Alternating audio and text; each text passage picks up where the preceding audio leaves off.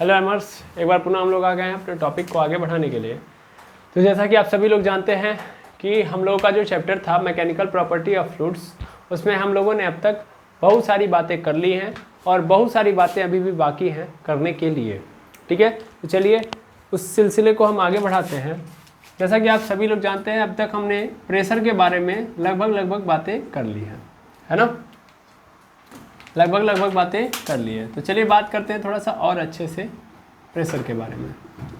पहली बात तो जब मैं प्रेशर को फाइंड आउट करवा रहा था, जहाँ पे मैंने लिखा था, यहाँ पे आप ध्यान देंगे कि P is equal to P naught plus rho g H.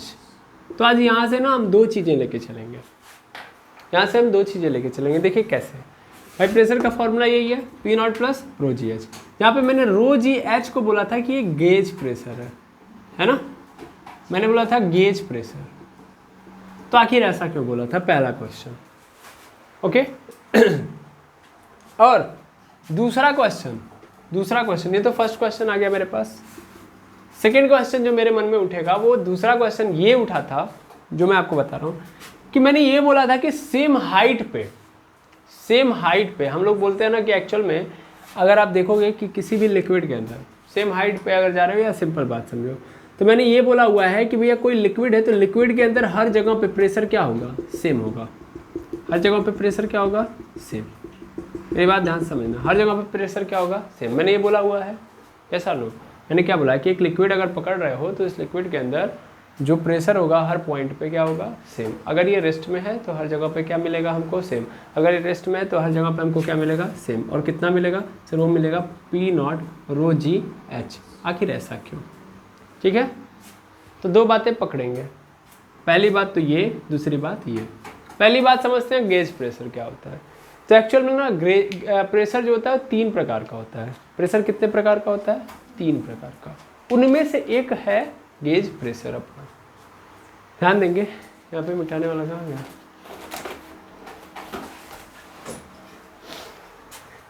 देखिए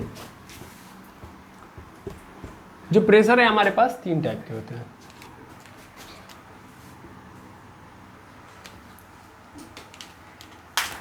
सबसे पहला हमारे पास आता है एब्सोल्यूट प्रेशर या एब्सोल्यूट जीरो प्रेशर।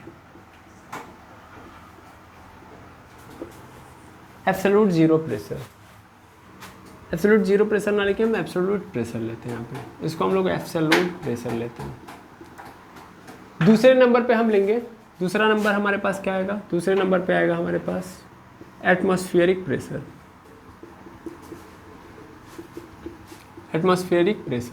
और तीसरे नंबर पे हमको मिलता है, पहला तो एब्सोल्यूट, दूसरा एटमॉस्फेरिक, तीसरे नंबर पे हमको जो मिलता है वो हमारा होता है गेज प्रेशर। क्या होता है, तीनों को बड़े अच्छे से आप समझोगे तो इजी है समझना। देखो एब्सोल्यूट प्रेशर क्या होता है, एटमॉस्फेरिक प्रेशर क्या होता है और गेज प्रेशर, इससे समझने से पहले आपको ये पता होना चाहिए कि प्रेशर होता क्या है। तो सर प्रेशर उसे हम कहते हैं जो हमारी पार्टिकल यानी फ्लूइड्स के जो पार्टिकल होते हैं जब क्या करते हैं, मोशन करते हैं, और मोशन करते वक्त किसी सरफेस से आके क्या करते हैं, टकराते हैं, और टकराने के बाद ये इस यूनिट एरिया पे जितना फोर्स एक्सर्ट करते हैं उसी को हम प्रेशर बोलते हैं। यानी फ्लूइड का काम क्या है, फ्लो करना। तो अगर ये फ्लो कर रहे हैं और फ्लो करते करते अगर इनके सामने कौन आ गया, कोई सरफेस आ गया, तो इस सरफेस से क्या करेंगे, इस सरफेस से टकराएंगे, यानी इस सरफेस के ऊपर परपेंडिकुलर फोर्स एक्सर्ट करेंगे, लगाएंगे। ठीक है, तो इसके यूनिट एरिया पे जितना ये परपेंडिकुलर फोर्स एक्सर्ट कर रहे होते हैं, लगाते हैं, उसी को हम लोग प्रेशर बोलते हैं। ठीक है, दैट मीन्स यहाँ पे ये समझना जरूरी है कि यार ये पार्टिकल तब प्रेशर जनरेट करेंगे जब ये किसी सरफेस से टकराएंगे, यानी जब ये किसी मीडियम से टकराएंगे। सरफेस मतलब मीडियम, है ना, यानी किसी मीडियम से अगर पार्टिकल टकरा रहे हैं तो उस कंडीशन में प्रेशर ये लगाएंगे। अगर ये किसी मीडियम से नहीं टकरा रहे हैं तो ये प्रेशर नहीं लगाएंगे। इसका मतलब यही ना हुआ, हाँ या ना। मैं कह रहा हूँ यार कि इस कमरे के अंदर प्रेशर जनरेट हो रहा है, मैंने क्या बोला, इस कमरे के अंदर प्रेशर जनरेट हो रहा है, तो इसका अर्थ क्या है कि इस कमरे के अंदर गैसेस के पार्टिकल भरे पड़े हैं और इनकी दीवार जो है उसको बाहर जाने से, फ्लो करने से रोक रही है, इसलिए प्रेशर आ रहा है यहाँ पे। अगर ये दीवार नहीं होती, अगर ये खुला होता तब ये यहाँ पे नहीं रहते, है ना। तब ये कहाँ रहते हैं, पार्टिकल घूम रहे होते हैं रैंडमली, उनको रोकना नहीं है, अगर कोई रोकेगा तो प्रेशर जनरेट करेंगे। दैट मीन्स अगर फ्लो करने के लिए कोई भी मतलब सॉरी उनके फ्लो के में बाधा कोई भी उत्पन्न करेगा तो प्रेशर लेके आ जाएंगे वो सब, यानी प्रेशर के थ्रू उस बाधा को वो क्या करना चाहेंगे, खत्म करना चाहेंगे। तो यानी प्रेशर क्या है, प्रेशर उस फ्लूइड की वो प्रॉपर्टी है जिसके कारण वो अपने आप को फ्लो करने के लिए क्या कर पाता है, उत्प्रेरित कर पाता है, या फ्लो करवाना चाहता है या फ्लो करवाता है। क्लियर है? यानी मीडियम आएगा तो भी वो क्या करेंगे, प्रेशर जनरेट करेंगे। अब एक बात बताओ, क्या हमारे वायुमंडल के अंदर या इस पूरे स्पेस की मैं बात करूं, इस पूरे ब्रह्मांड की बात करूं, तो क्या हर जगह मीडियम प्रेजेंट होता है? एवरीवेयर मीडियम प्रेजेंट होता है? नहीं सर। जब तक हम बात करेंगे मीडियम की, मीडियम मतलब कोई भी अदर पार्टिकल, ठीक है, तो कोई भी अदर पार्टिकल हो और गैसेस के पार्टिकल जाके उससे टकराएं, यही प्रेशर जनरेट होगा।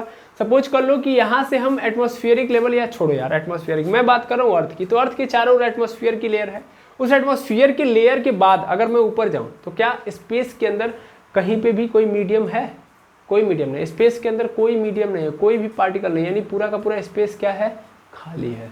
पूरा स्पेस क्या है, खाली है, मीडियम नहीं है उसमें। अब स्पेस खाली मैंने बोला तो इसका मतलब मीडियम के बिहाफ पे मैं बोल रहा हूँ, जहाँ पे मुझे ये देखना है कि गैसेस के पार्टिकल आएंगे तो टकराएंगे कैसे। ऐसे समझ लो कि मान लो अगर मैं रैंडमली बोल देता हूँ कि ये गैसेस के पार्टिकल हैं, ठीक है, ये 4-5 पार्टिकल हैं, तो ये क्या कर रहे हैं, फ्लो कर रहे हैं। अगर ये फ्लो कर रहे हैं तो कोई इनको रोकने वाला है नहीं है, तो जब इनको कोई रोकने वाला नहीं है तो इस कंडीशन में प्रेशर जनरेट नहीं करेंगे। यानी स्पेस में कोई प्रेशर नहीं होता, यस और नो? स्पेस में कोई प्रेशर नहीं होता। क्यों नहीं होता है? क्योंकि कोई रोकने वाला नहीं है। फ्लो करने में बाधा होगी तभी प्रेशर जनरेट होगा, तो स्पेस में कोई रोकने वाला नहीं है। कोई रोकने वाला नहीं है यानी कोई मीडियम नहीं है, रोकने वाला नहीं, यानी मीडियम क्या होता है, अब्सेंट होता है, हाँ या ना? मीडियम अब्सेंट होता है। ओके, तो मीडियम यहाँ पे अब्सेंट होता है, इतनी बात समझ में आ गई। अगर मीडियम अब्सेंट है तो इस कंडीशन में हम क्या बोल सकते हैं, प्रेशर होगा नहीं। प्रेशर नहीं होगा तो उस कंडीशन को, यानी जहाँ पे स्पेस में प्रेशर बिल्कुल नहीं होता है, उसको हम लोग बोलते हैं एब्सोल्यूट जीरो प्रेशर। क्या बोलते हैं? Absolute zero pressure. याद रखेंगे, absolute zero pressure. Absolute zero pressure मतलब ऐसे जगह जहाँ पे क्या ना हो, क्या ना हो, प्रेशर हो ही ना, ठीक है। तो एकदम प्रेशर नहीं होता है जहाँ पे, क्योंकि कोई मीडियम नहीं होता है, तो उस पॉइंट को हम लोग बोलते हैं एब्सोल्यूट जीरो प्रेशर, ठीक है, एब्सोल्यूट जीरो प्रेशर। इसको पकड़ेंगे, यानी हम जो भी प्रेशर मेजर करते हैं वो कहाँ से मेजर कर रहे होंगे, यहाँ से, इस लाइन से, एब्सोल्यूट जीरो प्रेशर से कर रहे होंगे। अब जो भी प्रेशर आएगा वो कहाँ से स्टार्ट होगा, तो वो स्टार्ट होगा इसके ऊपर से, है ना भाई। एक जगह पे ऐसे है, जैसे सपोज कर लो ये रहा स्पेस, ये रहा सॉरी स्पेस कर रहा हूँ, अर्थ है, अर्थ के चारों ओर एटमॉस्फेयर की लेयर है, तो एटमॉस्फेयर की लेयर के कारण बीच में क्या है, प्रेशर है कि नहीं है, है ना। लेकिन इसके इधर क्या है, खाली है, तो इस पॉइंट पे क्या होगा, खाली होगा, एकदम जीरो है। यहाँ पे क्या है, एकदम जीरो। यहाँ से पकड़ो, यहाँ पे एकदम जीरो है, तो जीरो वाले पॉइंट को हम क्या बोलेंगे, एब्सोल्यूट जीरो प्रेशर। और इसके बाद प्रेशर बढ़ना स्टार्ट होगा, ऐसा नहीं कि अब एकदम खाली चल रहा होगा, यहाँ के बाद प्रेशर क्या होगा, बढ़ना स्टार्ट होगा। सबसे ज़्यादा प्रेशर कहाँ होगा, यहाँ पे। मेरी बात समझ पा रहे हो? मैंने अर्थ के चारों ओर एटमॉस्फेयर बनाया, एटमॉस्फेयर की लेयर, ये सब एटमॉस्फेयर की लेयर है, गैसेस हैं यहाँ पे, ठीक है। और इन गैसेस के बाहर कुछ दूरी पे मैंने यहाँ पे एकदम डाल दिया कि जहाँ पे मतलब अभी से एटमॉस्फेयर से मैं निकला तो एकदम प्रेशर धीरे धीरे क्या होने लगा, कम होने लगा। प्रेशर क्या होने लगा, कम। और एक पॉइंट पे जाने के बाद मुझे प्रेशर क्या नजर आया, एकदम जीरो। तो उस पॉइंट को मैं क्या बोलूँगा, एब्सोल्यूट जीरो प्रेशर। यानी इसको ही हम लोग बोलेंगे कि जहाँ पे प्रेशर एकदम जीरो है। ऐसा नहीं कि एकदम तत्कालिक एटमॉस्फेयर से निकले तो तुरंत प्रेशर क्या हो जाएगा, खत्म। समझ पा रहे हैं ना, धीरे धीरे खत्म होता है। लेकिन यहाँ से फिर बढ़ना भी तो स्टार्ट होगा, हाँ या ना, बढ़ना होगा, बढ़ना स्टार्ट होगा, यस और नो? अरे हाँ ना बोलिए, ठीक है। तो यहाँ से बढ़ना स्टार्ट होगा, तो इस पॉइंट से आगे का जो प्रेशर होता है उसको हम लोग बोलते हैं एब्सोल्यूट प्रेशर। यानी एब्सोल्यूट जीरो प्रेशर से ऊपर जब हम जाते हैं तो उस कंडीशन में हमारा जो प्रेशर होता है उसको हम लोग क्या बोलते हैं, एब्सोल्यूट प्रेशर। यानी यहाँ पे बीच वाला पोर्शन क्या मेरा, एब्सोल्यूट प्रेशर। और एक कंडीशन में जाने के बाद हम पहुंच जाते हैं एटमॉस्फेरिक प्रेशर पे। कहाँ पहुंच जाएंगे, देखो धीरे धीरे बढ़ते बढ़ते बढ़ते बढ़ते प्रेशर कितना हो जाएगा, एटमॉस्फेरिक प्रेशर के बराबर। यानी यहाँ पे कितना हो जाएगा, यहाँ पे हो जाएगा इस पॉइंट पे ये एटमॉस्फेरिक प्रेशर में कन्वर्ट हो जाएगा, हाँ या ना, यस और नो, क्लियर है? आई होप समझ में आ गया होगा। तो एब्सोल्यूट जीरो प्रेशर से ऊपर जाओगे तो एक पॉइंट के बाद क्या आ जाएगा, एटमॉस्फेरिक प्रेशर, और एटमॉस्फेरिक प्रेशर से अगर ऊपर जाओगे तब उस प्रेशर को हम लोग बोलते हैं गेज प्रेशर। समझ पा रहे हैं? फिर से समझिए, एटमॉस्फेरिक प्रेशर से भी प्रेशर क्या हो गया, ज़्यादा, तो उस कंडीशन में उसको हम क्या बोलेंगे, गेज प्रेशर। ठीक है, तो 3 लाइनें ऐसे बना लो, 2 लाइनें ही आपकी काम कर जाएंगे। पहला एब्सोल्यूट जीरो प्रेशर, जहाँ प्रेशर बिल्कुल जीरो है। अब उससे ऊपर बढ़ना स्टार्ट हुआ, उससे ऊपर बढ़ना स्टार्ट हुआ, तो वो सब का सब क्या है, एब्सोल्यूट प्रेशर है। और एक कंडीशन के बाद पूरा का पूरा क्या बन जाएगा, एटमॉस्फेरिक प्रेशर। एटमॉस्फेरिक प्रेशर क्या है, एक स्टैंडर्ड वैल्यू है ना, हम लोग कहाँ से मेजर कर रहे होते हैं, यहाँ से। हम बोलते हैं भैया प्रेशर कितना हो गया, 101,325 बोला गया, 325 पास्कल, इसी को हम लोग बोलते हैं 1 ATM। तो ये कैसे बोला गया होगा भाई, ऐसे ही थोड़ी ना बोल दिया गया होगा, हाँ या ना, ये हम लोगों ने ऐसे ही बोल दिया है, नहीं, एक्चुअल में कहाँ से आई हैं, एक्चुअल में कोई जीरो रहा होगा, उससे धीरे धीरे बढ़ते बढ़ते यहाँ तक पहुँचा है कि नहीं पहुँचा है। भाई आप बोल रहे हो कि क्या बोलते हैं, 1 लाख नहीं, कितना है भाई, इकाई दहाई सैकड़ा हज़ार 10,000 लाख, हाँ 1,01,325 पास्कल है। तो किससे, जीरो से ना, है ना, यानी एब्सोल्यूट जीरो प्रेशर से अगर प्रेशर कितना इंक्रीज हो जाए, 1,01,325 पास्कल प्रेशर बढ़ जाए, तो उसको हम लोग क्या बोलेंगे, एटमॉस्फेरिक प्रेशर बोलेंगे। समझ में आया, आया कि नहीं आया? तो पहले कोई जीरो रहा होगा तभी तो, क्लियर है? अभी हो गया। अब अगर प्रेशर एटमॉस्फेरिक प्रेशर से भी ज़्यादा हो जाए तब उसको बोलते हैं गेज प्रेशर। क्यों बोला गेज प्रेशर, ध्यान से देखना, मैंने इसके पहले लिखा था P = P0 + ρgh। क्यों बोला इसको गेज प्रेशर, अब समझ में आ रहा होगा। ये क्या था आपका, एटमॉस्फेरिक प्रेशर था, और इस एटमॉस्फेरिक प्रेशर में यही तो बढ़ा है, इस एटमॉस्फेरिक में प्रेशर में ये बढ़ गया, इतना प्रेशर बढ़ा हुआ नजर आ रहा है नहीं आ रहा है, ये केवल इतना होता तब तो बोलते हैं एटमॉस्फेरिक प्रेशर है, लेकिन ये क्या हो रहा है, इतना एक्स्ट्रा हो रहा है ना, तो ये एक्स्ट्रा वाला जो प्रेशर होता है एटमॉस्फेरिक प्रेशर से ज़्यादा वाला प्रेशर भी क्या कहलाता है, गेज प्रेशर। तो इसीलिए हमने इसको क्या नाम दिया था, गेज प्रेशर। आई होप समझ में आ गया होगा, क्लियर है? ठीक है, तो याद रखेंगे, क्या याद रखेंगे कि एटमॉस्फेरिक प्रेशर से एबव प्रेशर, एटमॉस्फेरिक प्रेशर का से एबव प्रेशर जो होता है उसको गेज प्रेशर कहते हैं, और एटमॉस्फेरिक प्रेशर से बिलो वाला प्रेशर एब्सोल्यूट प्रेशर कहलाता है। अगर सपोज कर लो यहाँ पे एक पॉइंट बी है और एक पॉइंट यहाँ पे ए है, तो ए पे जो प्रेशर लगेगा वो कौन सा प्रेशर होगा, गेज प्रेशर, क्योंकि एटमॉस्फेरिक प्रेशर से ज़्यादा है। और बी पे कौन सा प्रेशर लगेगा, absolute pressure. Absolute zero pressure लगेगा नहीं, एब्सोल्यूट जीरो प्रेशर और एटमॉस्फेरिक प्रेशर के बीच में जो डिफरेंस होता है वो क्या होता है आपका, एब्सोल्यूट प्रेशर होता है। मतलब इनके बीच में जो होता है प्रेशर उसको क्या बोलते हैं हम लोग, एब्सोल्यूट प्रेशर। तो इसके ऊपर कौन सा लग रहा होगा, एब्सोल्यूट प्रेशर। आई होप समझ में आ गया होगा, क्लियर है? अगर मैं इसको डिफाइन करना चाहूँ तो डिफाइन कर सकता हूँ, कितना है, हाँ एब्सोल्यूट प्रेशर, मतलब इसके ऊपर कितना प्रेशर होगा, किसके टर्म में, एटमॉस्फेरिक प्रेशर के टर्म में। तो मुझे पता है कि एटमॉस्फेरिक प्रेशर कितना होता है, हाँ या ना, हाँ या ना, हम देखेंगे इससे कितना कम है ये, है ना, यहाँ से भी कर सकते हैं हम लोग, यस और नो, अरे हाँ ना बोल दीजिए।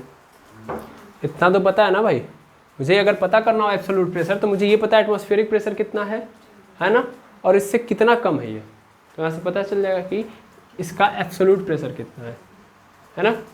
जैसे सपोज कर लो ये तो मुझे पता है कि 1,01,325 पास्कल होगा, और ये जो प्रेशर है वो फिलहाल में कितना इससे कम है, यहाँ से निकालेंगे इतना मिल जाएगा, इतना पता है, इतना पता है, इस पूरे में से इतने को घटा देंगे इतना मिल जाएगा, पता चल जाएगा कि इससे कितना प्रेशर इसका है। ठीक है, फिलहाल में हमको जितना जानना चाहिए वो समझ लिया हम लोगों ने। एब्सोल्यूट प्रेशर क्या है sir, below to atmospheric pressure. ये गेज प्रेशर क्या होता है, अबव टू एटमॉस्फेरिक प्रेशर। ठीक है, क्लियर है बिल्कुल। तो इस तरीके से आपने ये तीनों के तीनों को समझ लिया। ओके, अब समझते हैं कि आखिर हर जगह पे अगर कोई लिक्विड है जो किस में है, रेस्ट में है, तो उसमें हर जगह पे प्रेशर क्या होता है, इक्वल कैसे होता है। ठीक है, चलिए अब इस कहानी को समझते हैं। ये कहानी समझ में आ गई? बिल्कुल। आप नोट डाउन खुद करिए, अपनी भाषा में खुद नोट्स बनाइए। मैं आपसे पूरा यही कहना चाहूँगा, मतलब पूरा यही विश्वास रखूँगा कि आप जो पढ़ रहे हैं उसको अपने भाषा में लिख के नोट बना रहे हैं। भले ही 2 ही पॉइंट लिखिए, लेकिन आप अपने समझ के अनुसार लिखिए। अदरवाइज़ मेरी समझ से आप लिखेंगे तो फिर मज़ा नहीं आएगा। ठीक है, प्रॉब्लम क्या है कि आप खुद नहीं काम करना चाहते, आप समझना नहीं चाहते, आप लिखना चाहते हैं, और वहीं पे आप फंसेंगे। ओके, चलिए स्टार्ट करते हैं, हम आगे बढ़ते हैं। अब हमको ये समझना है, तो इसके लिए हमको पढ़ना पड़ेगा ब्लेज पास्कल का एक लॉ, जिसको बोलते हैं हम लोग पास्कल लॉ। ठीक है, पास्कल्स लॉ, पास्कल का नियम। ठीक है, पास्कल का नियम,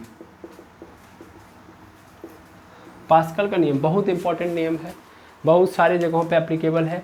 इसी की वजह से फ्लूइड का उपयोग हम लोग मशीनों के अंदर कर पाए। ठीक है, तो एक्चुअल में इसके बड़े एप्लीकेशन भी हैं, जैसे हाइड्रोलिक मशीन, हाइड्रोलिक लिफ्ट, ये सब किसके नियम पे काम करते हैं? पास्कल के नियम पे। ज़्यादातर छोटे मोटे एग्ज़ाम्स के अंदर, छोटे मोटे एग्ज़ाम कोई छोटा मोटा नहीं होता है, मतलब जनरल कोई एग्ज़ाम है जहाँ पे कंपटीशन कम है, उसी को हम लोग क्या बोलते हैं? छोटा एग्ज़ाम। कहने का अर्थ ये होता है। ठीक है, तो पास्कल का नियम, मतलब यहाँ पे कई सारे ऐसे एग्जाम आपको नजर आएंगे जहाँ पे क्वेश्चन में सिर्फ और सिर्फ कोई डिवाइस दे देगा और बोलेगा, जैसे आपसे बोल देगा कि हाइड्रोलिक लिफ्ट बताइए किस नियम पे काम करता है।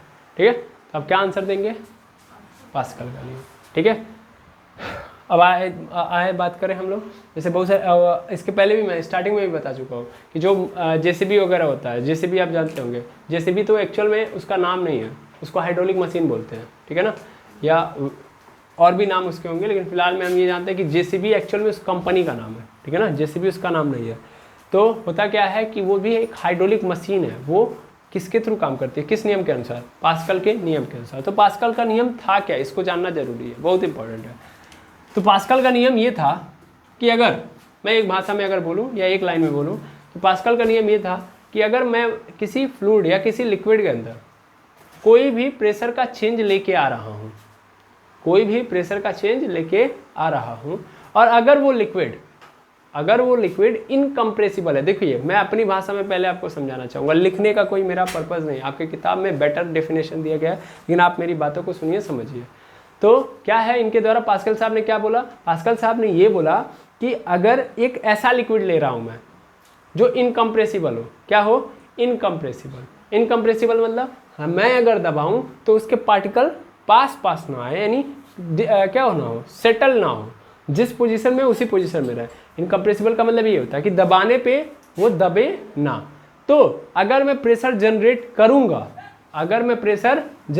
दैट मीन्स उसके प्रेशर में चेंज लाऊंगा, मतलब पहले से लिक्विड के अंदर प्रेशर होता ही है, लेकिन ऊपर से मैं और एक्स्ट्रा प्रेशर डाला हूँ, दैट मीन्स प्रेशर में मैं क्या ले रहा हूँ? क्या लेके आ रहा हूँ? चेंज लेके आ रहा हूँ। तो वो जो चेंज होगा वो पूरे लिक्विड के अंदर या पूरे सॉल्यूशन फ्लूइड के अंदर बराबर होगा, यानी बराबर आएगा। अगर मैं 5 न्यूटन बढ़ा रहा हूँ ऊपर से, मतलब 5 न्यूटन का प्रेशर मैंने डाला, तो 5 न्यूटन प्रेशर डालने का मतलब 5 न्यूटन का प्रेशर और बढ़ा रहा हूँ, तो 5 न्यूटन का प्रेशर का जो चेंज आया है वो हर जगह पे क्या होगा? सेम होगा। ये कहा था पास्कल साहब ने। क्या कहा था? मैं अपनी भाषा में ही लिखूंगा। ठीक है, आपके पास किताबें हैं, उससे आप स्पेशल डेफिनेशन लिख सकते हो। ऐसा लिक्विड जो क्या हो? जो इनकम्प्रेसिबल हो। ऐसा लिक्विड बोलो या फ्लूइड बोलो। ओके, तो फ्लूइड की कंडीशन में गैस आएगा। गैस क्या होता है? कंप्रेसिबल होता है। मैंने पहले ही बोला था, इसीलिए मैंने बोला था कि इस चैप्टर में आपको इनकम्प्रेसिबल लेके चलता है। तो इनकम्प्रेसिबल हो, इनकम्प्रेसिबल मतलब असंपीड्य। ठीक है, असंपीड्य मतलब दबाने पे ना दबे। तो ऐसा लिक्विड या फ्लूइड जो इनकम्प्रेसिबल हो,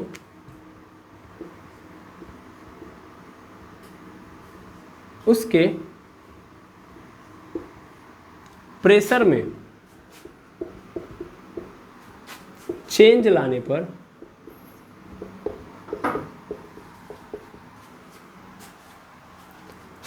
वह चेंज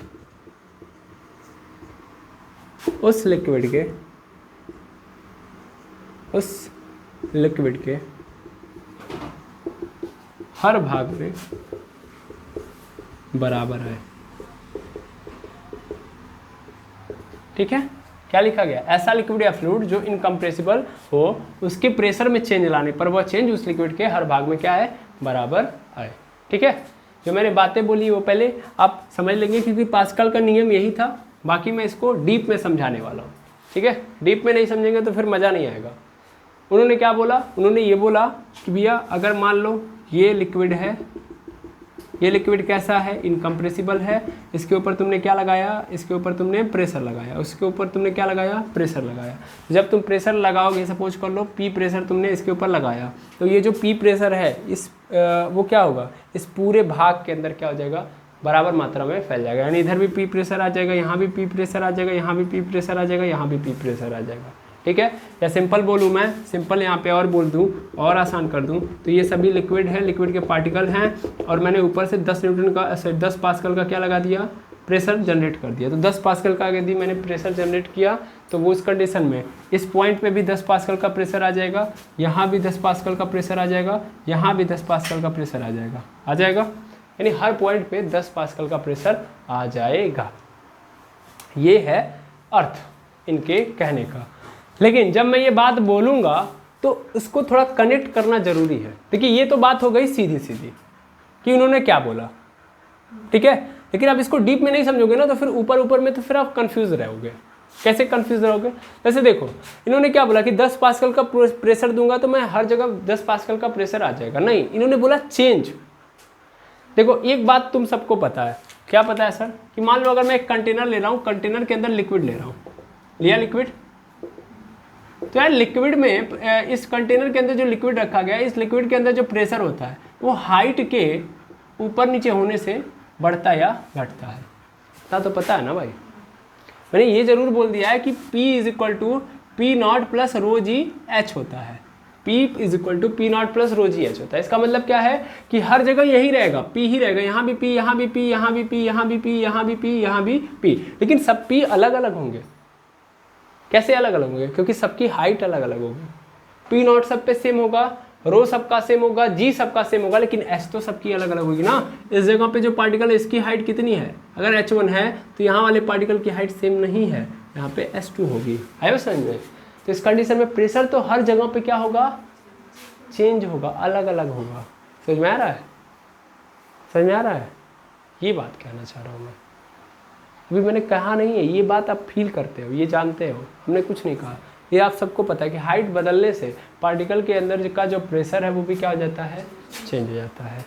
इन्होंने ये कहा कि चलो ठीक है, मैं मान लिया, तुम्हारी बात भी गलत नहीं है, तुम सही कह रहे हो, बिल्कुल हाइट बढ़ने से प्रेशर क्या होगा, अलग अलग होगा। इसका मतलब यहाँ पे एक पार्टिकल है P1 और इसका प्रेशर होगा, यहाँ पे जो पार्टिकल होगा अगर सेम हाइट पे होगा तो प्रेशर सेम होगा, लेकिन अगर सेम हाइट नहीं है तो प्रेशर क्या होगा, अलग होगा। यहाँ पे P2 और यहाँ पे क्या है, P3 है। ठीक है, मैंने मात्र 3 पार्टिकल लिए हैं और इस 3 पार्टिकल के ऊपर मैंने क्या जनरेट कर दिया, फिर से प्रेशर, मतलब एक लिक्विड लिया, लिक्विड के अलग अलग 3 पार्टिकल लिए। अब इनके एक्चुअल नियम को समझना, तो मैंने क्या किया, मैंने अभी पहले से जो लगा हुआ था, इस कारण इसमें पहले से प्रेशर इतना था। अब मैंने एक्स्ट्रा प्रेशर डाला, एक्स्ट्रा प्रेशर कितना डाला भैया, एक्स्ट्रा प्रेशर A डाल दिया अपने मन से, यानी कितना प्रेशर यहाँ पे एक्स्ट्रा कर दिया, A प्रेशर और बढ़ा दिया। चलो स्मॉल a कर लेता हूँ मैं, स्मॉल a प्रेशर और बढ़ा दिया, यानी मैं और स्मॉल a लगा दिया। पहले से इतना प्रेशर था, अब मैंने a प्रेशर और डाल दिया, तो ये जो a प्रेशर होगा वो सभी जगहों पे क्या होगा, बराबर लेके आएगा। समझ पा रहे हो, यानी P1 में a ऐड हो जाएगा, P2 में फिर ये a ऐड हो जाएगा, इस पार्टिकल के P3 में भी a ऐड हो जाएगा। ये कह रहे हैं वो कि जो चेंज होगा वो हर जगह पे क्या आएगा, बराबर आएगा। ये पास्कल साहब कह रहे हैं। क्लियर है, आई होप समझ में आ गया होगा अभी उनका नियम, आया ना। पास्कल साहब ने क्या बोला कि अगर मैं प्रेशर में चेंज लेके आ रहा हूँ किसी भी लिक्विड के, तो उस कंडीशन में जो चेंज आएगा वो क्या होगा, हर जगह पे, हर भाग में बराबर आएगा। ठीक है, तो ये प्रेशर बढ़ाया तो ये प्रेशर सब जगहों पे बढ़ गया, लेकिन हर पॉइंट का प्रेशर क्या होगा, अलग अलग। क्लियर है, क्यों होगा, क्योंकि हाइट के अनुसार चल रहा होता है प्रेशर। यहाँ तक समझ में आ गया। चलो और कुछ अनोखी अनोखी बातें जानते हैं। अभी तक जितना हमने पढ़ा है उस भ्रम को खत्म करने का प्रयास करते हैं। जैसे ये तो आपने पास्कल का नियम समझ लिया, अभी हम इसको और आगे एक्सप्लोर करेंगे। ऐसा नहीं कि यहीं पे खत्म हो गया, बहुत सारी चीज़ें हमको रखनी है यहाँ पे, अभी इसका प्रूफ भी लेना है कि इन्होंने जो बोला कैसे सही है। ठीक है, तो चलो पहले हम समझते हैं।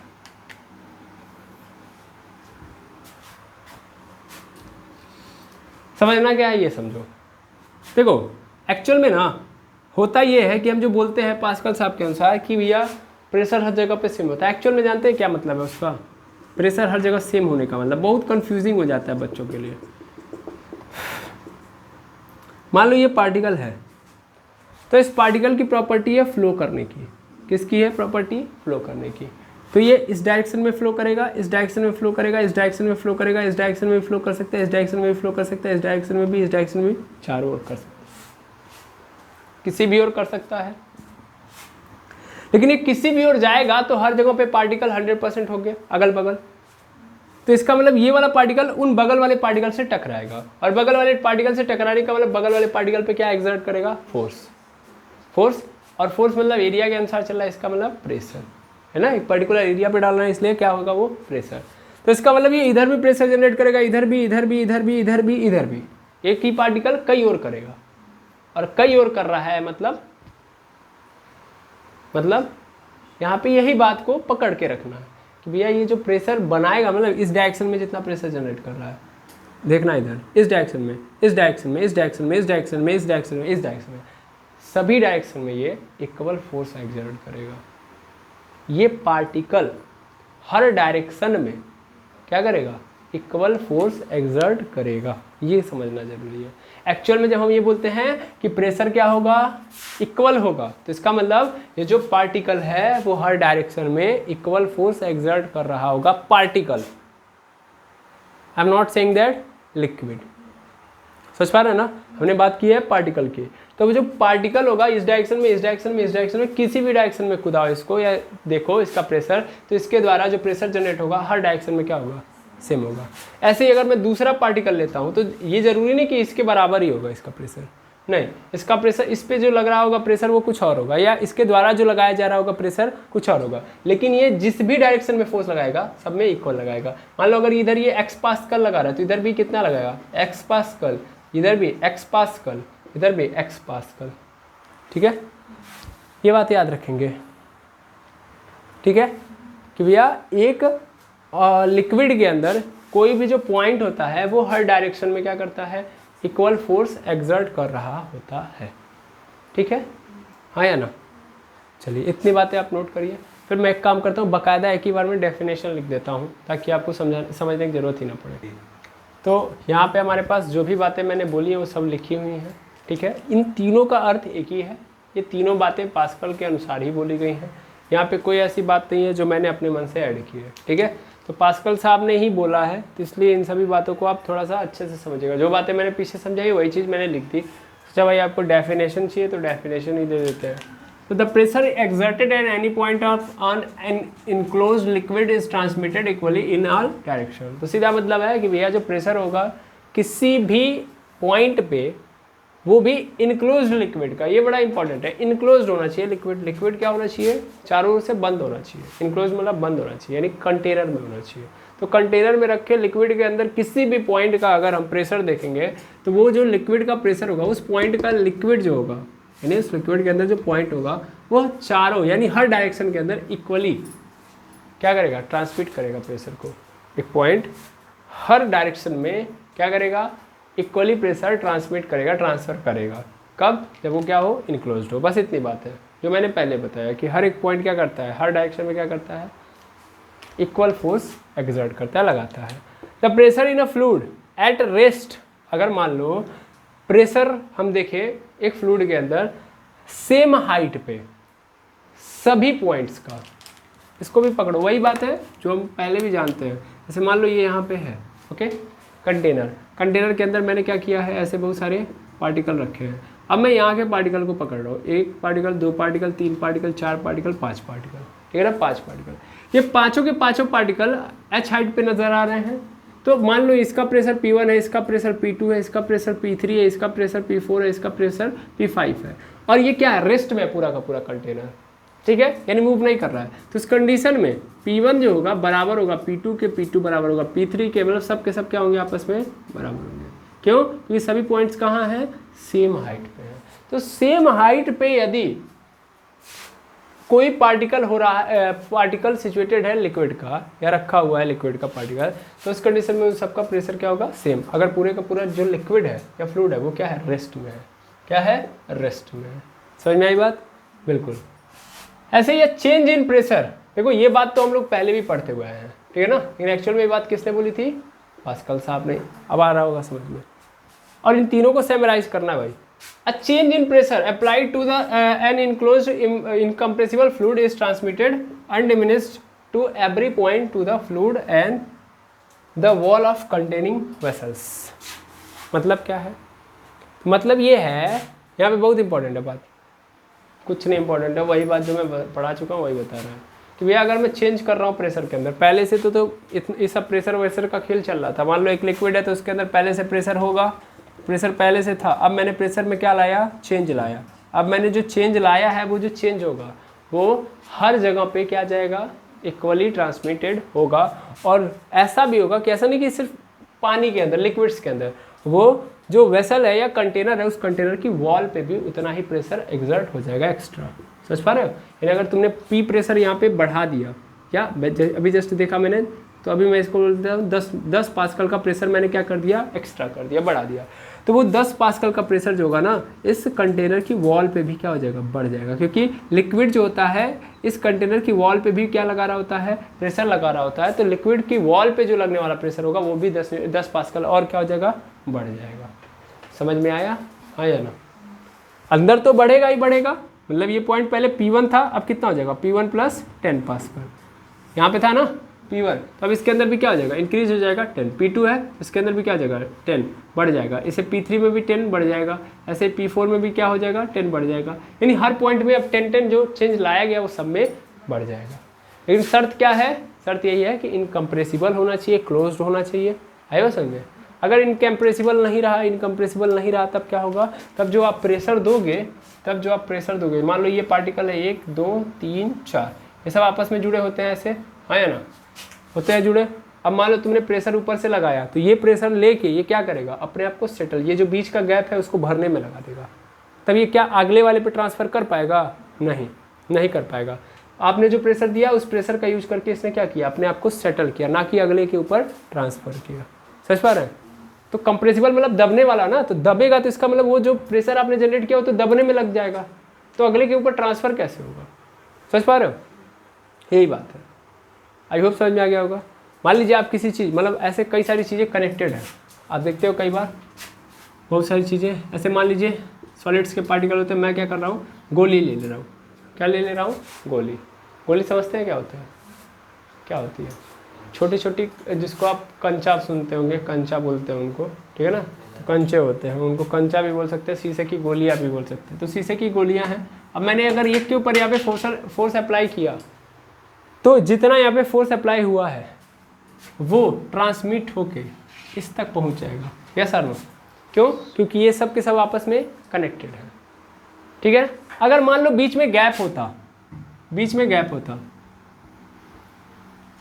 ये यहाँ पे है, ये यहाँ पे है, ये यहाँ पे है, ये यहाँ पे है, यहाँ पे है, ठीक है। अब मैंने एफ फोर्स लगाया, तो एफ फोर्स लगाऊंगा तो एफ फोर्स का पूरा पोर्शन सबसे पहले इसके ऊपर जाएगा, लेकिन ये हल्का सा क्या कर लेगा, इस एफ फोर्स का थोड़ा सा पोर्शन यूज करके ये अपने आप को मूव कराएगा। अब फिर जो बचा होगा फोर्स उसको इसके पास देगा, फिर उस फोर्स को लेके ये भी हल्का सा मूव कर जाएगा, फिर जो बचा होगा इसको देगा। समझ पा रहे हो? तो धीरे धीरे ये एफ फोर्स छोटा होता जाएगा, और ऐसा भी हो सकता है कि ये आके जब इसको मारे तो इसके ऊपर कोई फर्क ना पड़े, एफ फोर्स आए ही ना। एफ फोर्स तो आएगा ही नहीं, सीधी बात, क्योंकि इस फोर्स का यूज इन लोगों ने क्या कर लिया, बीच में गैप था तो मोशन करने में कर लिया। समझ पा रहे हैं ना? तो कंप्रेसिबल में प्रॉब्लम ये है कि प्रेशर आप दोगे तो अगर कंप्रेसिबल होगा तो दबने में वो लगा लेगा, आगे की ओर एग्जर्ट नहीं कर पाएगा। मतलब यहाँ पे आपने फोर्स लगाया तो यहाँ के पार्टिकल सेटल होना स्टार्ट होंगे, ना कि अगले वाले को ट्रांसफर करेंगे। जब वो सेटल हो जाएंगे तो बचा होगा तो ट्रांसफर कर देंगे। समझ में आया? तो इसलिए हमको क्या लेना है, इनकम्प्रेसिबल नहीं, जो फोर्स दिया वो जो प्रेशर लगाया वो तुरंत अगले वाले को ट्रांसफर हो जाए। आई होप समझ में आ गया होगा। पास्कल साहब का नियम समझ में आ गया। पहली बात क्या थी इनके अंदर कि भैया किसी भी पॉइंट पे अगर कोई लिक्विड है, इनक्लोज्ड है, तो उस लिक्विड के किसी भी पॉइंट द्वारा जो फोर्स अप्लाई होगा चारों डायरेक्शन के अंदर, वो क्या सभी डायरेक्शंस में क्या होगा, इक्वल होगा। पहली बात। दूसरी बात दूसरी बात बताइए, अगर जो लिक्विड है हमारा, ये जो फ्लूइड है वो अगर किस में है, रेस्ट में है, मैं अपनी भाषा में बोल रहा हूँ, अगर वो फ्लूइड किस में है, रेस्ट में है, तो अगर वो रेस्ट में होगा तो सेम हाइट पे उसके सभी पार्टिकल के ऊपर जो प्रेशर होगा वो क्या होगा, एक सेम होगा।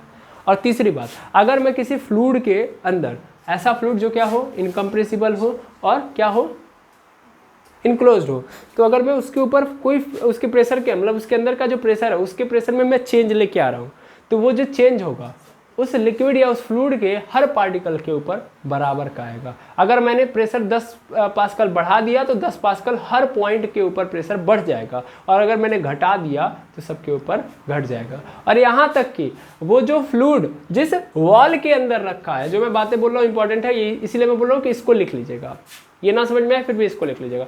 तो जो प्रेशर आपने दिया है, जो प्रेशर में चेंज लाया है, वो चेंज यहाँ तक कि सिर्फ लिक्विड के पार्टिकल के पास नहीं जाएगा या फ्लूइड के पार्टिकल के पास नहीं जाएगा, वो जिस कंटेनर के अंदर रखा गया है उस कंटेनर के ऊपर भी उतना ही प्रेशर में चेंज आएगा।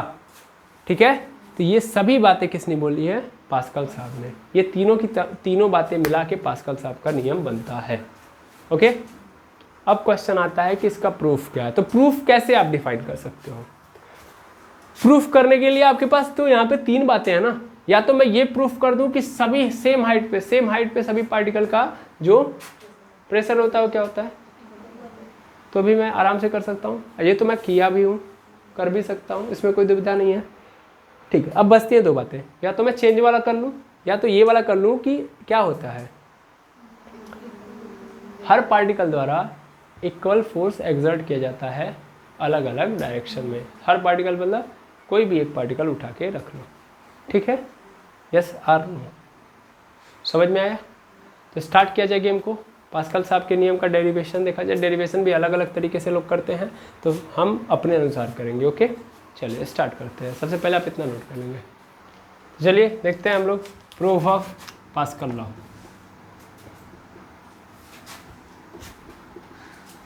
तो पास्कल लॉ का प्रूफ कैसे हम फाइंड आउट करेंगे भैया, कैसे क्या था?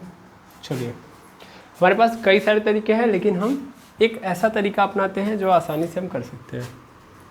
तो हम क्या कर रहे हैं, हम एक कंटेनर ले रहे हैं और इस कंटेनर के अंदर हमने क्या किया है, हमने एक प्रिज्म को रखा हुआ है। ओके, क्या रखा है? प्रिज्म।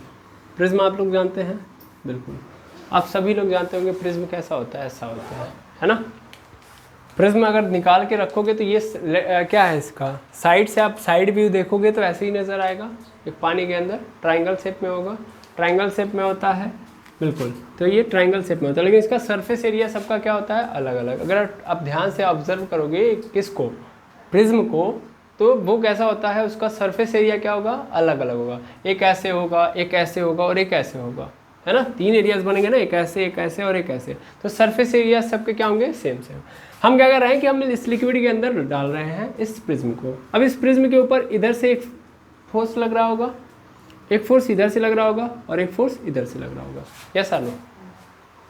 3 तरीके से तो फोर्स लग ही रहे होंगे, एक इधर से, एक इधर से, एक इधर से। ठीक है, मैं मान लेता हूँ इधर से जो फोर्स लग रहा है। चलिए सबसे पहले मैं मान लेता हूँ कि ये वाला जो पोर्सन है वो क्या है हमारा, ये यहाँ पे। चलिए यहाँ पे लेके आता हूँ, कि साइड में लेके आऊँगा तब मैं ज़्यादा बेटर बना पाऊँगा। यहाँ पे लेके आता हूँ, यहाँ पे इससे बढ़िया है, यहाँ पे लेके आओ, इसको पकड़ो। देखो मैं ये मान लेता हूँ कि इनकी जो साइड्स हैं वो क्या है, इक्वल है, यानी ये एल है, ये भी एल है, ये भी एल है। सरफेस एरिया अलग अलग हो सकता है, मैंने इनकी साइड्स क्या मान ली है, इक्वल मान लिया एल एल। ठीक है, अब ये पॉइंट देखना, ये पॉइंट है, ये पॉइंट है, ये पॉइंट है, तो सब पे अलग अलग लग रहा होगा। चलो सबसे पहले ये देख लेता हूँ मैं, ये वाला पॉइंट, तो ये क्या हो जाएगा, ए हो जाएगा। इसको मैंने ए मान लिया, इसको मैंने क्या मान लिया, बी, और इसको मान लिया सी। इसके ऊपर फोर्स अप्लाई हो रहा है वो हो रहा है एफ ए, इसके ऊपर फोर्स अप्लाई हो रहा है वो कितना हो रहा है, एफ बी, और इसके ऊपर जो फोर्स अप्लाई हो रहा है वो कितना हो रहा होगा, एफ सी हो रहा होगा। हाँ या ना? इसमें कोई दुविधा है? नहीं है, इतना तो सबको समझ में आ रहा होगा, हाँ या ना? ठीक है, अब थोड़ी सी बात को अगर हम पकड़े, जैसे इन तीनों फोर्सेस को अगर हम एक साथ लेके आए, इन तीनों फोर्सेस को एक साथ लेके आए, तो थोड़ा देखिएगा ये तीनों फोर्स कैसे आपको नजर आएंगे। ये तीनों फोर्स है, तो ये ऊपर की ओर क्या लग रहा है, एफ सी लग रहा है, इसको मैंने ऊपर कर दिया। इधर की ओर क्या लग रहा है, एफ बी लग रहा है, इसको लिख दो एफ बी।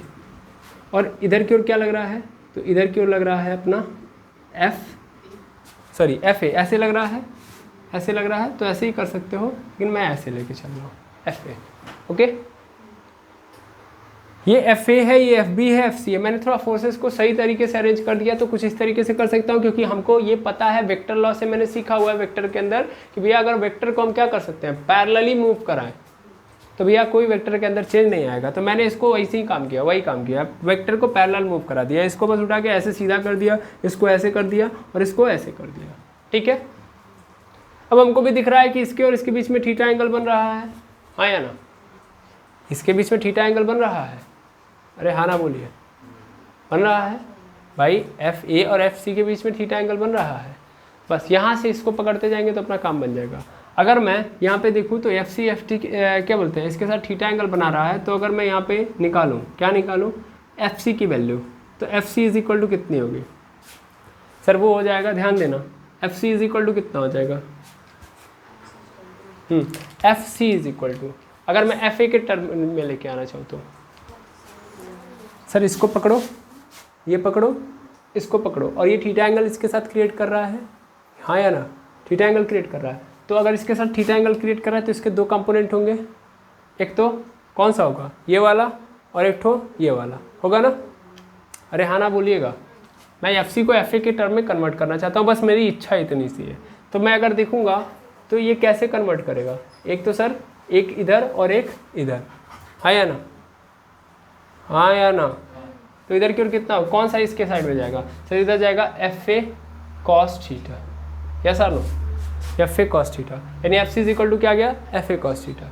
ऐसे ही एफ बी के साथ अगर मैं देखूँ तो एफ बी के साथ ये थीटा एंगल नहीं क्रिएट कर रहा है, तो एफ बी के डायरेक्शन में क्या बनाएगा ये, अगर मैं एफ बी लिखना चाहूँ तो क्या बनाएगा ये एफ ए साइन थीटा, हाँ या ना, मैंने इसको तोड़ा है। ठीक है, आपके मन में क्वेश्चन आ रहा है क्या कि बाहर की ओर है, मतलब ये इधर से आ रहा है, हाँ या ना, मैंने इसी को लेटरल साइड में कर दिया है, बस और कुछ नहीं किया है। आपके मन में जो प्रश्न उठ रहा है इसमें कोई दुविधा नहीं है, फिलहाल में आपके मन में जो प्रश्न है ये ऐसे है, तो मैं इसको इधर भी ला के कर सकता हूँ, ऐसी बात नहीं है, मैं उधर से करूँगा तो भी आ जाएगा। लेकिन बात प्रॉब्लम क्या है जानते हैं क्या है, कि आपके लिए वो क्या होगा, जेड टाइप में हो जाएगा, इसलिए आप नहीं फील कर पाओगे, इसलिए मैं ऐसा कर रहा हूँ। ठीक है, क्लियर है। तो F C is equal to F A cos theta, F B is equal to F A sine theta. इसको इक्वेशन 1, इसको इक्वेशन नंबर 2 ले सकता हूँ मैं, घबराइए मत, बड़ा आराम से करना है, नहीं आएगा तो कोई बात नहीं है, पहले एक बार ट्राई तो करते हैं। ठीक है, अब ये मुझे मिल गया ये वाला पोर्शन। दूसरा मेरे पास सामने क्या आ रहा है, कॉस थीटा और साइन थीटा, क्या मैं यहाँ पे कॉस थीटा और साइन थीटा की थ्योरी यहाँ पे लगा सकता हूँ, यस और नो, यहाँ पे लग सकती है। देखो अगर सिंपल बेसिस पे मैं बात करूँ तो मुझे क्या चाहिए, मुझे चाहिए ये कि ये जो तीनों के तीनों फोर्स हैं, ये जो अप्लाई कर रहे हैं इसके ऊपर, वो सब के सब क्या है, इक्वल है।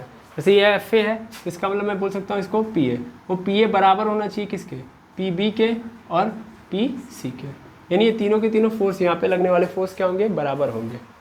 ये कहना चाहता हूँ मैं, किसके ऊपर लगने वाला, इस प्रिज्म के ऊपर, इस डायरेक्शन से लगने वाला फोर्स, इस डायरेक्शन से लगने वाला फोर्स और इस डायरेक्शन से लगने वाला फोर्स क्या होगा, इक्वल होगा। इसके बारे में चर्चा चल रही है मेरी, ठीक है, इसके बारे में चर्चा चल रही है मेरी, किसके बारे में, इधर इधर इधर तीनों साइड से लगने वाला जो फोर्स है वो क्या है, इक्वल है, इसी बारे में बात करना है। ठीक है, यही प्रूफ कर दूंगा, मेरा पास्कल का लॉ क्या हो जाएगा, प्रूफ हो जाएगा। ठीक है, देखिए ये पहला तरीका है, नॉमिनल तरीका, इसमें कुछ ज़्यादा आपको दिमाग नहीं लगाना, फटाफट कर लेते हैं। अगर मैं यहाँ पे करूँ तो मुझे क्या चाहिए, मेरे पास ये सब चीज़ें आ चुकी हैं, मुझे बस और क्या प्रूफ करना है, मुझे और ये चाहिए कि एरिया के कंडीशन में अगर मेरे पास आ जाता ना तो काम बन जाता मेरा। एरिया के कंडीशन में कहानी आ जाती मेरे पास तो मेरा काम क्या हो जाता, बन जाता। तो अगर मैं यहाँ पे बात करूँगा, ध्यान देंगे, अगर मैं इसको थीटा एंगल ले लूँ, क्या ले लूँ, थीटा एंगल ले लूँ, तो थीटा अगर मैंने इसको ले लिया तो ये क्या मेरा बन गया, परपेंडिकुलर, और ये क्या बन गया, हाइपोटेनस, और ये क्या बन गया, बेस। चलो इसको लेके आओ यहाँ पे, यहाँ से निकाल लो, फिर से फोर्स और हटाओ, फिलहाल में रखो यहाँ पे क्या है, एल है, और यहाँ पे क्या है, अच्छा देखो ये मैंने क्या लिया है, ये इसकी चौड़ाई ली है, ठीक है ना, ये सब की सब क्या है, इसकी चौड़ाई है, ये सब के सब क्या है, इसकी चौड़ाई, यानी यहाँ पे बी क्या है, चौड़ाई है, ठीक है, एल क्या है, इसकी लंबाई, ए क्या है, इसकी चौड़ाई है, बी क्या है, इसकी सॉरी एल क्या है, फिर से लंबाई है, सी क्या है, इसकी चौड़ाई है, और लंबाई कितनी है L है। या तो आप A1 A2 A3 ले लो, या मैं मजबूरन अपने अलग अलग तरीके से ले रहा हूँ, मजबूरन मतलब अलग अलग टाइप से ले रहा हूँ, ठीक है। तो चलो फटाफट यहाँ भी देख लो, यहाँ पे कैसे करूँगा मैं, देखना फटाफट। यहाँ पे करूँगा, अगर मान लो ये थीटा है, ये हाइपोटेनस हो गया, ये क्या हो गया बेस, और ये क्या हो गया परपेंडिकुलर। चलो परपेंडिकुलर अपन हाइपोटेनस क्या होता है, परपेंडिकुलर अपन हाइपोटेनस अगर मैं निकालूँ तो हो जाएगा मेरा साइन थीटा, ये हो जाएगा मेरा साइन थीटा। साइन थीटा ऐसे रहेगा। अगर मैं परपेंडिकुलर अपन हाइपोटेनस की बात करूँ तो परपेंडिकुलर अपन हाइपोटेनस क्या होगा, परपेंडिकुलर क्या है, पहले सबसे पहली बात तो ये है सर, परपेंडिकुलर हमारे पास क्या है b इंटू एल, ठीक है। परपेंडिकुलर पूरा का पूरा आएगा, सरफेस एरिया आएगा ना, वो क्या हो जाएगा मेरा b इंटू एल, और हाइपोटेनस कितना होगा सर, वो हो जाएगा a इंटू एल। क्लियर है। अब अगर मैं इसको इधर भेज दूँ, यहाँ पे अगर देखा जाए इसको मैं इधर कर दूँ, इसको इधर करने से कोई फ़ायदा नज़र आ नहीं रहा, तो इधर हो जाएगा A L into sine theta is equal to B into L. तो B L is equal to हमको मिल गया है, B L is equal to हो गया हमारे पास साइन थीटा, यानी ए एल साइन थीटा। चलिए कोई बात नहीं, ए एल साइन थीटा, ठीक है। B L is equal to A L sine theta, इसको इक्वेशन नंबर क्या मान लीजिए 3। ऐसे ही आप कॉस थीटा अगर ले लेते हैं, कॉस थीटा, कॉस थीटा मतलब बेस अपॉन हाइपोटेनस, बेस क्या होगा बताइए, बेस क्या होगा इसका सी एल होगा अपॉन हाइपोटेनस ए एल होगा, ठीक है। फिर से क्या करिए, ए एल को उधर भेज दीजिए, तो A L cos theta, A L cos theta is equal to क्या हो जाएगा, A L cos theta is equal to आ गया मेरे पास सी इंटू एल, हो गया, दिख रहा है। ये इक्वेशन नंबर 4, करना कुछ नहीं, अब आपका आंसर आ चुका है। फ़ायदा बहुत था, अभी आप धीरे धीरे समझोगे, ठीक है। अब कुछ नहीं करना है, यहाँ पे मैं आपको एक्सप्लेन कर दे रहा हूँ। देखिए अब क्या करूँगा मैं, इस फर्स्ट के अंदर क्या है कॉस थीटा वाला है, तो कॉस थीटा वाले से भाग दे दीजिए, यानी 4 से। फर्स्ट में किससे डिवाइड कर देंगे 4 से, सेकेंड में किससे डिवाइड कर देंगे 3 से, काम खत्म, ठीक है। चलो कर लेते हैं हम लोग। यहाँ पे मैं लेके आ रहा हूँ, यहाँ पे नहीं लेके आ रहा हूँ, यहाँ पे है जगह, ठीक है, यहाँ पे ही करता हूँ। देखो यहाँ पे मैं क्या करूँगा, फर्स्ट डिवाइड बाई 4, ये पहले को डिवाइड कर दो 4 से, एंड दूसरे को डिवाइड कर दो 3 से, कर दो। पहले को डिवाइड करो 4 से, पहला क्या है मेरे पास, पहला है sir F C upon F C is equal to F A cos theta, यही था। अब देखो एफ सी क्या होगा, एफ सी कहाँ पे है, सॉरी इक्वेशन नंबर 4 क्या है, इक्वेशन नंबर 4 है A L cos theta is equal to C L. तो सी एल वाले को इधर लेके आ जाओ, हाँ या ना, C L is equal to, इसके नीचे क्या आ जाएगा, इसके नीचे आ जाएगा A L cos theta, cos theta से कॉस थीटा कैंसिल, हाँ या ना। अच्छा ए इंटू एल होगा क्या, ए क्या है इसमें, ए है चौड़ाई, ए क्या है चौड़ाई, एल क्या है लंबाई, एल क्या है लंबाई, ए इधर वाली चौड़ाई है, तो लंबाई गुणे चौड़ाई क्या हो जाता है क्षेत्रफल, हाँ या ना। यानी ये क्या है, ये ए है कि नहीं है, area of A side, yes और नो, हाँ या ना। तो यस, इस कंडीशन में मैं यहाँ पे क्या लिख सकता हूँ कि यहाँ पे मैं लिख सकता हूँ एफ ए अपॉन ए, हो गया।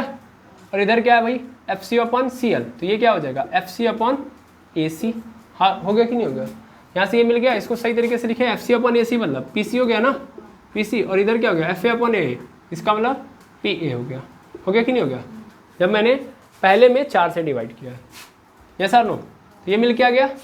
अब ऐसे ही हम दूसरा वाला कंडीशन देख लेंगे। यहाँ पे हम लोग क्या करेंगे, दूसरे में तीसरे से कर देंगे, दूसरे में तीसरे से डिवाइड करेंगे, तो दूसरा क्या है मेरे पास, दूसरा है मेरे पास एफ बी अपॉन क्या आ जाएगा मेरे पास, F B upon B L हो जाएगा इज इक्वल टू, उधर क्या हो जाएगा मेरे पास, इधर हो जाएगा F C sine theta upon, sorry F A है, F A sine theta upon हमारे पास आ जाएगा ए एल साइन थीटा, हो गया। साइन थीटा कैंसिल, क्या मिल गया मुझे, ये वाला पूरा पोर्शन क्या बन गया मेरा, पी बी बन गया, क्योंकि बी एल मतलब सीधा मतलब समझ में आ ही रहा है आपको, ठीक है। और एफ ए अपॉन ये भी क्या बन गया, ये बन गया आपका पी ए, बन गया। इन तीनों को सैमराइज कर दिया जाए, कह रहा है कि पी बी बराबर है पी ए के, और यहाँ पे कह रहा है पी ए बराबर है पी सी के, इसका मतलब तीनों के तीनों क्या है बराबर है। तो इसका मतलब मैं लिख सकता हूँ पी ए बराबर है पी बी के बराबर है पी सी के, ठीक है। इस तरीके से मैंने प्रूफ कर लिया। क्लियर है, क्या समझ में आ रहा है, इससे ये समझ में आ रहा है कि हर ओर से इसके ऊपर प्रेशर क्या लग रहा है, बराबर लग रहा है। हर ओर से प्रेशर बराबर लग रहा है, इसका मतलब क्या है, इसका मतलब क्या है, इसका मतलब जब कोई लिक्विड रेस्ट में हो तो उस कंडीशन में हर ओर से लगने वाला जो बल है, मतलब इधर के जो पार्टिकल है जितना प्रेशर जनरेट कर रहे हैं, इधर का भी पार्टिकल उतना ही कर रहा है, इधर के भी पार्टिकल उतना ही कर रहे हैं। यहाँ पे एक बात समझो, यहाँ पे सेम हाइट कंसीडर कर लिया गया है, माना गया है कि सेम हाइट पे चल रही है चीज़ें, इसीलिए सभी ओर से जो लगाया गया फोर्स है या प्रेशर है वो क्या है, सेम है। ठीक है, यहाँ पे बहुत छोटे पोर्शन पे किया गया है, लेकिन हमने इसको बड़े में काम किया है। ठीक है ना, एल भी लिया है लेकिन बहुत छोटे छोटे यूनिट्स हैं। तो आई होप आपको पास्कल का नियम समझ में आ गया होगा। अब इसके एप्लीकेशंस को हम नेक्स्ट क्लास के अंदर देख रहे होंगे। अगर ये समझ में आया तो अच्छी बात है, नहीं तो नेक्स्ट क्लास में एक बार और प्रूफ हम कर देंगे। ओके, आज के लिए इतना ही, मिलते हैं नेक्स्ट वीडियो के अंदर। Thank you very much एमर्स।